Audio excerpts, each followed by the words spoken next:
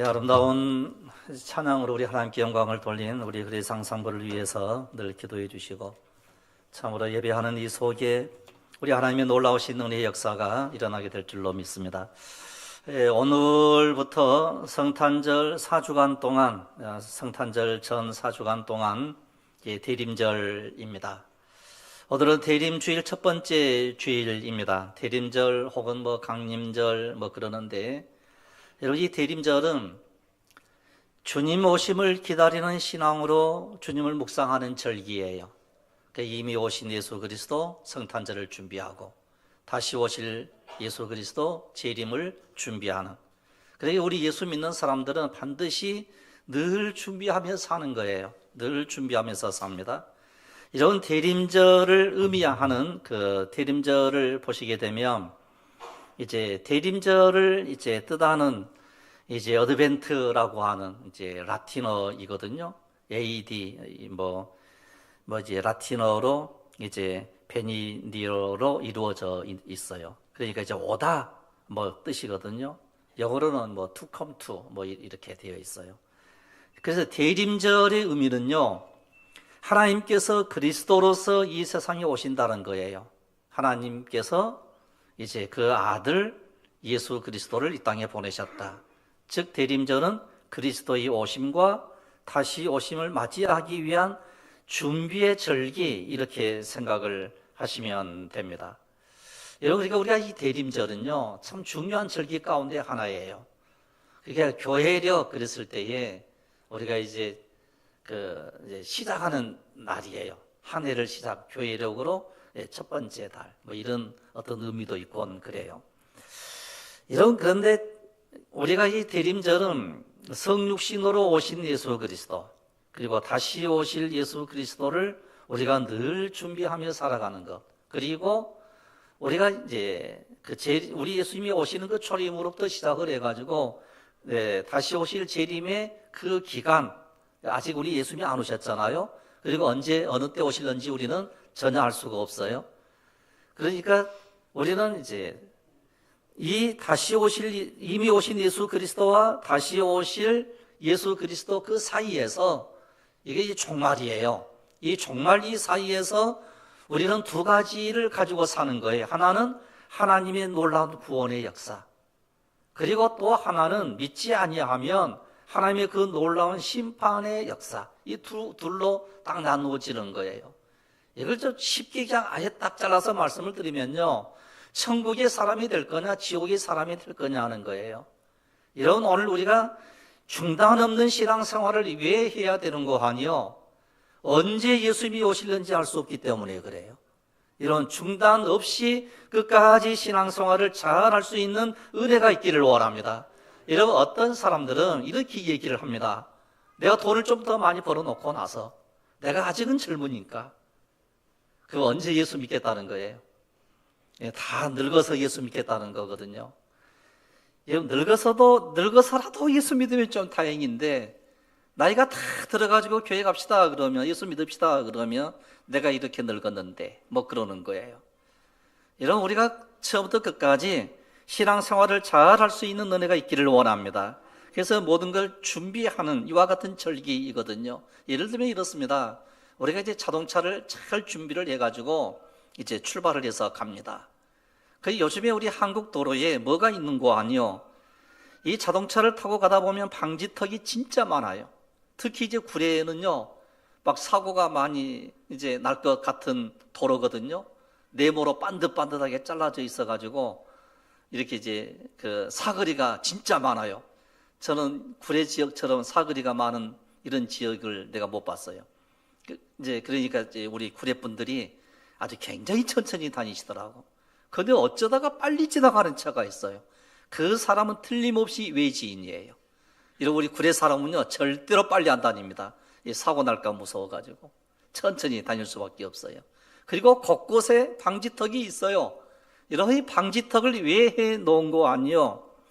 이 앞에 가면 위험하니까 천천히 가야 돼 라고 방지턱을 만들어 놓고, 방지턱이 있기 전에 예고를 해요. 여기 앞에 방지턱이 있다. 이 표지판을 딱 해놓습니다. 방지턱이 있다고. 이런 이때 귀찮지만 반드시 속도를 줄여야 돼요. 속도를 줄이지 않고 달리면 사고의 위험이 있는 거죠. 그래서 사고를 방지하기 위해서 만들어 놓았습니다. 그래서 이제 방지턱이 나오기 전 앞서 이제 이 방지턱이 있습니다라고 이제 미리서 알려주는 표지판이 또 있는 거예요. 그래서 우리는 그 표지판을 보고 야, 한 50m 혹은 20m 앞에 표지판 이제 이 방지턱이 있구나. 그리고 그때부터 속도를 딱 줄이는 거예요.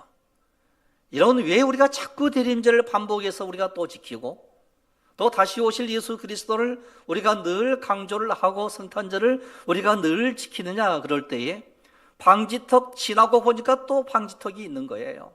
그래서 우리가 늘 준비하라는 거예요. 우리가 우리 인생 가는 길 속에 계속 준비하고 또 준비하고 또 준비해서 사고로지 위험에 빠지지 아니하고 그리고 또한 이제 신앙 중단 없이 신앙생활을 해야 된다. 이걸 우리에게 알려주는 거거든요. 여러분 끝까지 믿음으로 승리하는 은혜가 있기를 원합니다. 이런 오늘 우리가 이제 설교의 그 본문으로 돌아가서 이사야서 40장 1절로 11절은 우리가 보통 이제 이것을 이제 신학적으로 제2 이사야서라고도 이렇게 불리우거든요. 그러니까 이사야서를 둘로 나눠요. 제1 이사야서, 제2 이사야서. 그래서 왜 제1 이사야서, 제2 이사야서가 이게 기록이 양쪽으로 이제 기록으로 나누는 거 아니 시대별로 보니까 조금 안 맞는 부분들이 있거든요. 그래서 이제 그 둘로 이제 시대별로 둘로 이제 나누어 놓은 거예요. 그래서 오늘 본문은 제2 이사야서 이렇게 불리우는 본문이에요. 이런 이 말씀은 예루살렘이 바벨론에 의해서 함락당한 기원전 587년 이후부터 바벨론 제국이 붕괴하던 기원전 539년 사이예요. 이때 활동한 그 내용을 기록을 해 놓았습니다. 이사야가 활동하던 시절은 유대인들에게 가장 고통스럽고 가장 치욕스러운 이제 때였습니다. 즉 다윗과 솔로몬 왕조가 무너지고 예루살렘 성전은 파괴가 되고 그리고 또한 모든 백성들은 바빌론 식민지 통치를 받았고 그리고 유다의 많은 지도자들 그리고 왕족들, 귀족들 그리고 기술자들 할 것 없이 이와 같은 수많은 백성들이 이제 바벨론 제국에 의해서 포로로 끌려가는 거예요. 그러니까 이 포로로 끌려갔다라고 했을 때에 하나님의 자녀들인데 하나님의 백성들인데 어찌하여 우리가 이와 같이 바벨론 포로로 끌려가서 우리가 서로 고통을 당하고 어려움을 당하고 있습니까? 그래서 백성들은 진짜 힘을 잃어버린 거예요. 이때 우리 하나님께서 이사야 선지자를 통하여 너는 황폐해진 예루살렘을 위로하라 이렇게 말씀을 이제 해요. 그래서 이제 위로하라고 하는 말씀으로 시작을 합니다. 예루살렘 성은 무너지고 성전은 불타 없어져 버렸습니다. 다윗 왕의 이전에 그 다윗 왕의 그 영광스러움, 솔로몬 성전의 그 영광스러움은 찾아볼래야 찾아볼 수 없었던 거예요. 그래서 이스라엘 백성들은요 낙심하고 사기는 땅에 떨어지고 이때 선지자들도 이사야 선지자뿐만 아니라 그 외의 선지자들도 있었어요. 너무 심각하고 너무 어렵다 보니까 이 선지자들이 할 말이 없는 거예요. 하나님 무슨 말을 외쳐야 되겠습니까? 절망 속에 빠져 있는데 무슨 말을 전해야 되겠습니까?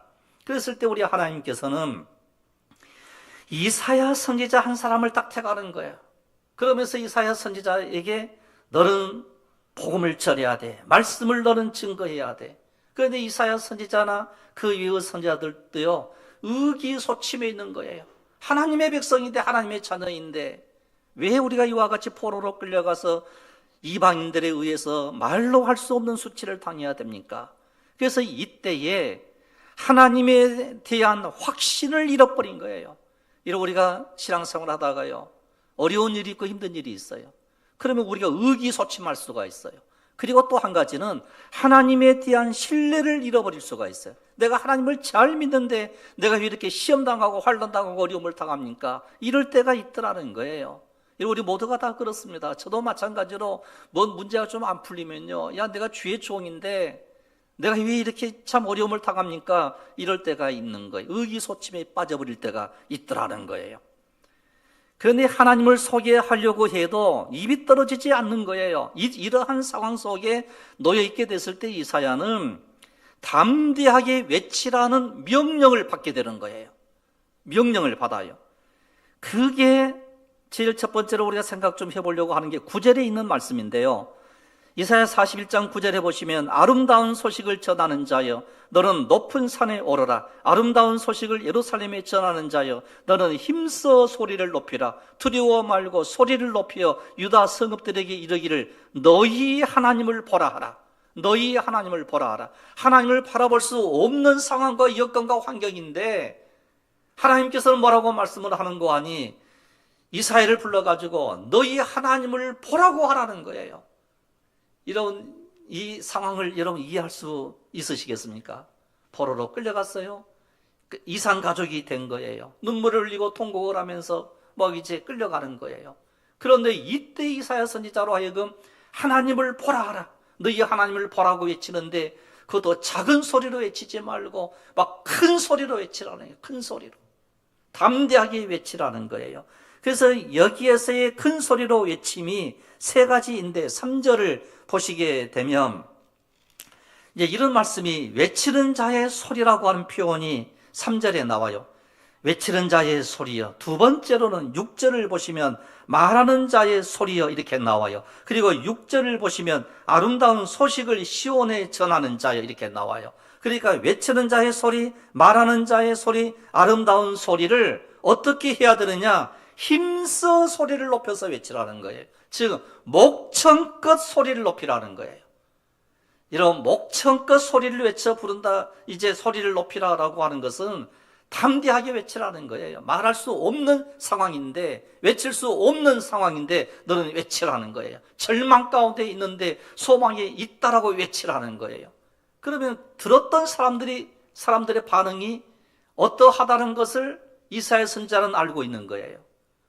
우리가 이렇게 됐는데 너 이렇게 말해 라고 할 수 있는 거예요. 절망 가운데 있는데 희망을 이야기를 해. 우리가 그럴 수는 없어. 이렇게 들릴 수밖에 없는 상황이라는 거예요.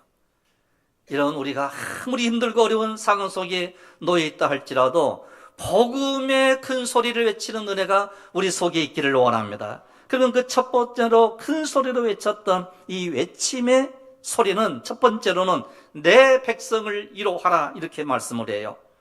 그래서 이제 이사야는 하나님의 말씀을 선포합니다. 그 시작은 위로하라는 건데 두 번 반복한 것은 강조하고 있는 거거든요. 너희의 하나님이 이르시되 너희는 위로하라 내 백성을 위로하라. 강조하고 또 강조하는 거예요. 절망에 빠져 있는 백성들을 향하여 위로하라는 거예요. 이런 오늘 입술을 크게 벌려서 어려움을 당하고 힘든 형제 자매들이 있거든 늘 위로하는 은혜가 있기를 원합니다. 그래서 위로하고 격려하고 축복하는 입술이 돼야 돼요. 비난하고 그리고 또 여러 가지 좋지 않는 말을 하는 자가 아니라 참으로 힘들겠다고 그리고 우리가 힘을 내자고 어려운 상황과 여건 속에 있다 할지라도 우리가 좀 힘을 내자고 이런 위로하는 능력이 우리 속에 있어야 될 줄로 압니다. 그러면 이제 어떻게 위로를 해야 되는가라고 할 때 힘들지만 힘을 내십시오 해서 위로를 받는 건 아니에요. 절망의 상황에 변할 수 있다는 가능성을 알려주어야만 위로가 되는 거예요. 절망 속에 빠져 있지만 그러나 하나님께서는 반드시 일으켜 세워주실 거라는 거 희망을 선포하는 거예요. 지금 유대인 포로들과 그들을 기다리고 있는 고향의 유대인들에게 유일하고 절대적인 이 희망은 바로 뭔가 하니 고국으로 돌아가는 거예요. 고국으로. 이런 우리가 희망도요 온전한 희망을 붙잡는 은혜가 있어야 될 줄로 압니다. 이런 우리는 예수 믿는 우리들은요 뜬구름을 붙잡고 사는 사람들이 아니에요. 분명한 희망, 분명한 소망, 분명한 하나님의 나라가 우리에게 있다는 것을 우리는 분명히 알 수가 있습니다. 이런 이때 이스라엘 백성들은 이 절망 속에 빠져 있을 때에 희망의 노래를 부르는 사람이 한 사람도 없었어요. 모두가 다 절망에 빠져 있었던 거예요. 그리고서 참으로 이제 저들이 이제 했던 것은 참으로 이제 절망 속에 빠져서 참으로 이제 눈물만 흘리고 있었던 거예요. 특히 시편을 보시면 그런 말씀이 나오죠. 내가 늘 이제 드렸던 말씀인데 늘 이제 이스라엘 백성들은 이제 악기를 들고 즉 수금을 타면서 하나님을 찬양하고 노래하고 막 그랬거든요. 그런데 이제 안식일이 된 거예요. 안식일이 되었을 때 수금을 버드나무에 딱 걸어놓고 하는 이야기가 내가 다시는 노래를 부르지 않을 거야.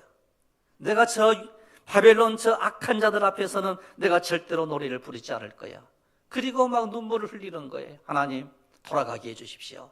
회복되게 해주십시오.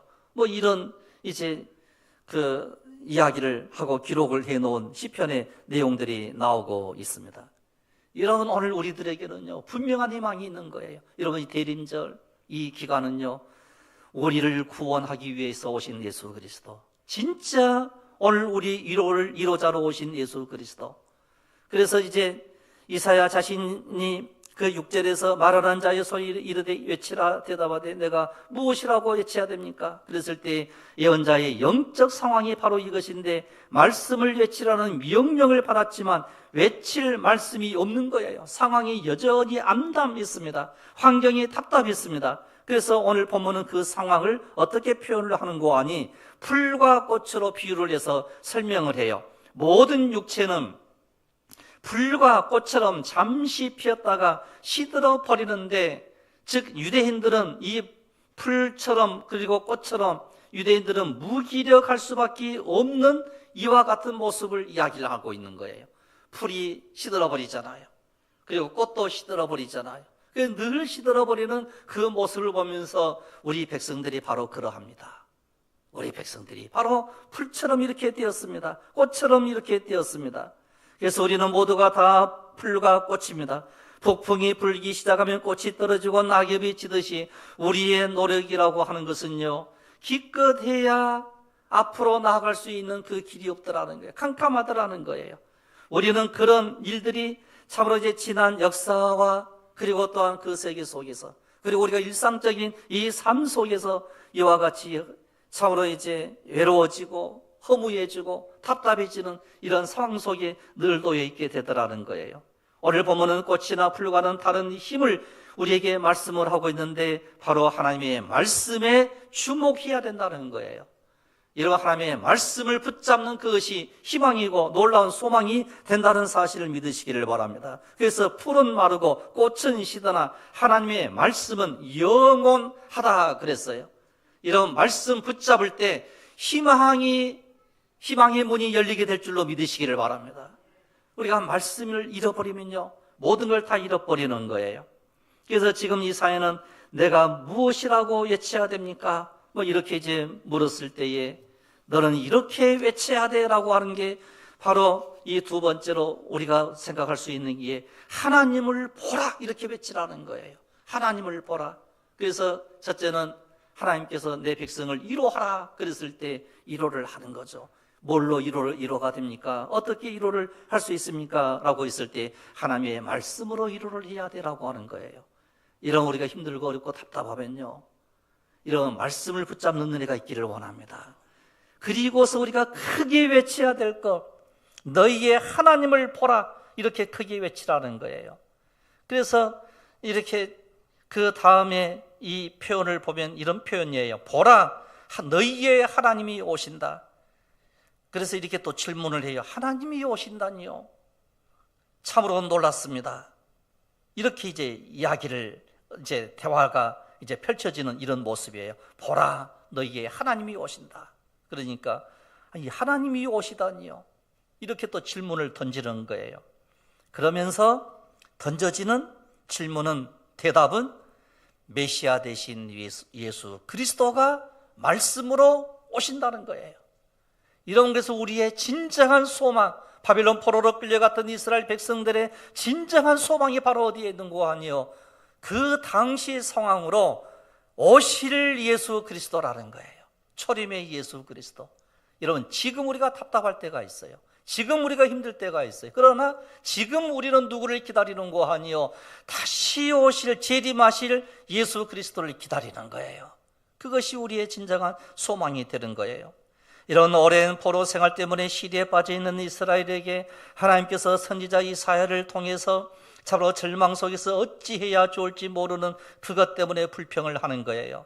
이러고 이사야 40장 27절을 보시면 이런 불평이 나와요. 야곱아 어찌하여 내가 말하며 이스라엘아 내가 이르기를 내 길은 여호와께 숨겨졌으며 내 송사는 내 하나님에게서 벗어난다 하느냐. 그러니까 그 당시 이스라엘 백성들이 하나님을 향하여 막 원망하고 원망했어요. 하나님이 숨어 있습니까? 하나님이 왜 나타나지 않습니까? 하나님이 살아계시면 왜 이런 일이 일어납니까? 이렇게 원망하고 불평을 하는 거예요. 그러면서 자기의 억울한 처지에 대하여 왜 하나님은 무관심하고 모르고 모른다고 얘기를 합니까? 이런 원망과 불평을 해요. 이런 옛날 구약 성경 시대 때 살았던 사람들이나 지금 우리가 살고 있는 이 시대에도 사실 마찬가지예요. 우리가 힘들고 어려우면 하나님이 살아계시면 왜 이런 일이 있어? 막 그러잖아요. 그래도 우리 하나님께서는 두 가지를 먼저 생각을 해본다고 하면 하나님의 말씀으로 너희는 위로를 받아야 돼. 즉 위로 받을 때 새 힘이 생기는 거예요. 그리고 난 다음에 너는 분명히 하나님을 바라보아야 돼. 이렇게 우리에게 말씀을 하는 거예요. 이런 우리가 하나님을 바라보는, 하나님께 우리의 시선을 맞추는 이런 은혜가 있기를 원합니다. 이런 이 세상에서는요, 하나님을 본 사람은 아무도 없어요. 성서는 기본적으로 하나님을 본 사람은 모두가 다 죽는다고 가르치고 있는 거예요. 죽어야만 하나님을 볼 수 있는 거예요. 즉 하나님의 영광을 보고 싶다고 하면 이제 보고 싶다라고 했을 때에, 즉 모세를 예를 들어서 우리가 말씀을 이제 생각을 해볼 수가 있는데요. 출애굽기 33장 19절, 출애굽기 33장 19절을 보시면 여호와께서 이르시되 내가 내 모든 선한 것을 내 앞으로 지나가게 하고 여호와의 이름을 내 앞에 선포하리라. 나는 은혜 베풀 자에게 은혜를 베풀고 긍휼히 여길 자에게 긍휼을 베푸느니라. 또 이르시되 내가 내 얼굴을 보지 못하리니 나를 보고 살 자가 없음이니라. 내 얼굴을 보고는 너는 아무도 살 자가 없어. 이렇게 말씀을 하는 거예요. 그리고서 어떤 사건이 벌어지게 되는 거 아니요. 이런 일들이 벌어져요. 하나님께서 이제 하나님이 나타나세요. 그리고 모세가 숨게 되는 거예요. 하나님이 지나간 다음에 뭔만 보는 거 아니 하나님의 등만 보셨다라고 하는 표현이 나와요. 그러니까 결국 하나님께서는 여러 가지 징조들을 통하여, 즉 말씀들을 통하여, 하나님의 능력의 손길을 통하여 하나님께서는 우리에게 나타나신다는 거예요. 이런 하나님을 늘 말씀으로 은혜로 만나는 역사가 일어나기를 원합니다. 하나님은 항상 우리와 함께 한다는 사실을 믿으시기를 바랍니다. 그래서 오늘 이사야를 통해서 주신 말씀, 즉 너희의 하나님을 보라는 이것은요, 이 말씀은 참으로 이제 하나님과 나와의 그 관계를, 올바른 관계를 하라는 거예요. 그래서 우리가 늘 하나님을 바라보고 우리의 시선을 하나님께 맞추게 되게 될 때 우리 주 예수 그리스도의 놀라운 능력이 우리 속에 임하게 될 줄로 믿습니다.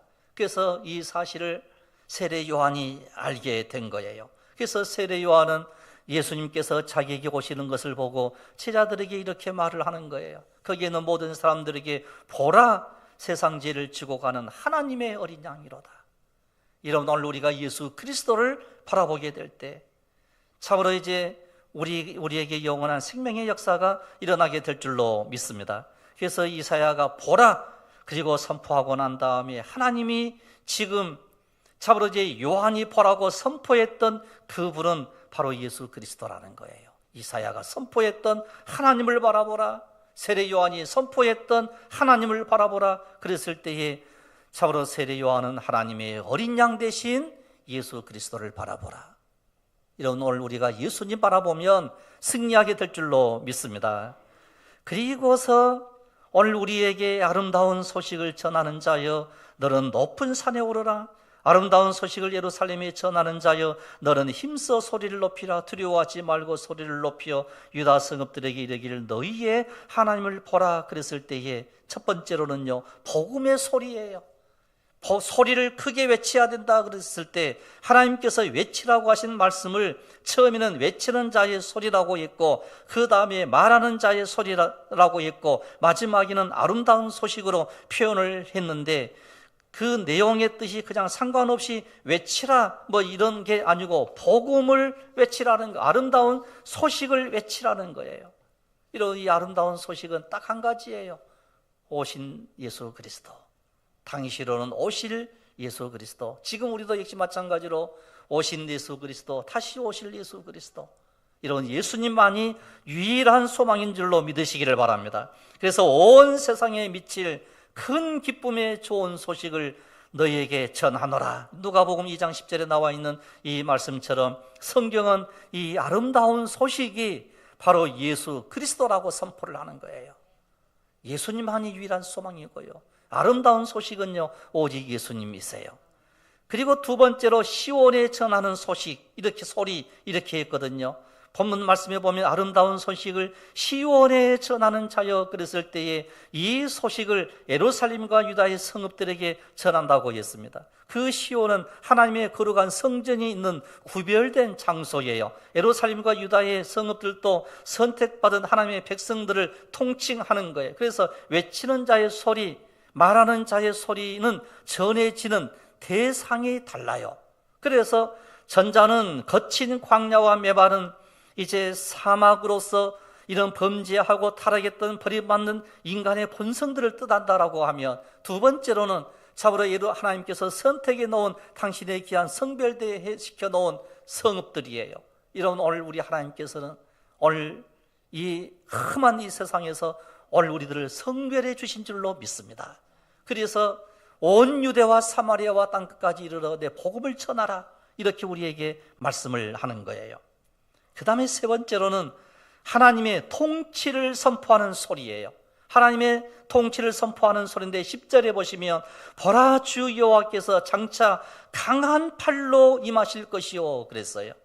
그래서 오늘 우리들은 이 세상에 사는 날 동안 하나님께서 우리를 통치해 주십시오, 통치의 소리거든요.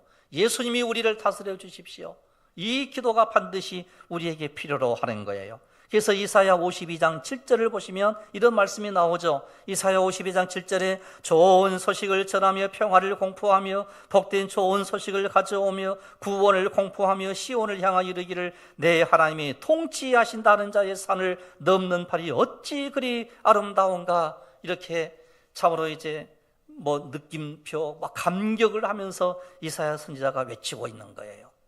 이런 하나님이 우리를 통치해 주시기를 원합니다. 하나님이 이 나라와 이 민족을 통치해 주시기를 원합니다. 하나님께서 여러분의 심령을 통치해 주신다라고 하면요, 우리는 능히 이겨낼 수 있다는 거예요. 그래서 우리 예수님께서 내가 채찍에 맞음으로 너희가 나음을 얻었도다. 우리는 다 양 같아서, 우리는 다 짐승 같아서, 우리가 차로 범죄하고 우리가 죄를 짓고 타락하고 하나님을 멀리 떠나 있는 우리들이지만, 그러나 독생자 아들 예수 그리스도, 그분이 우리를 대신하여 우리의 모든 죄를 그분에게 다 맡겨버린 거예요. 그래서 우리로 하여금 우리를 깨끗하게 만들어 주시고 정결하게 만들어 주셔가지고 하나님의 거룩한 백성으로, 자녀로 우리를 세워주신다는 거예요.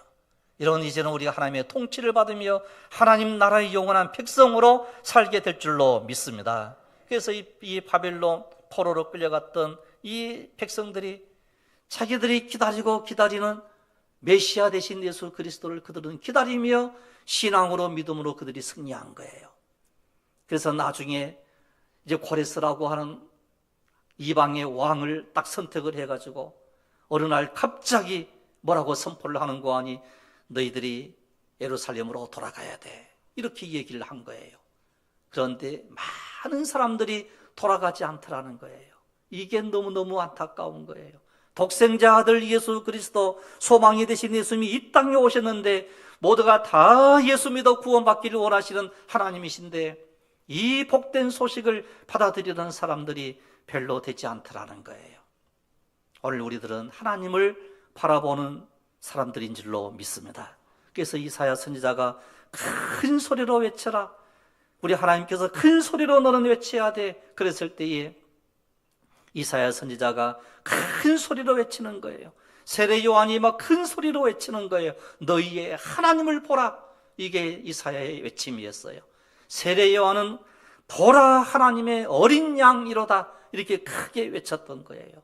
그 외침의 소리에 의해서 오늘 우리들은 그 복된 소식을 듣고 우리가 예수 믿는 자가 되었고 이 캄캄한 암흑에서 밝은 빛을 가지고 사는 사람이 된 줄로 믿습니다. 이 빛 가운데 거하며 믿음으로 승리하는 귀한 여러분들이 되시기를 주님의 이름으로 축복합니다. 기도드리겠습니다.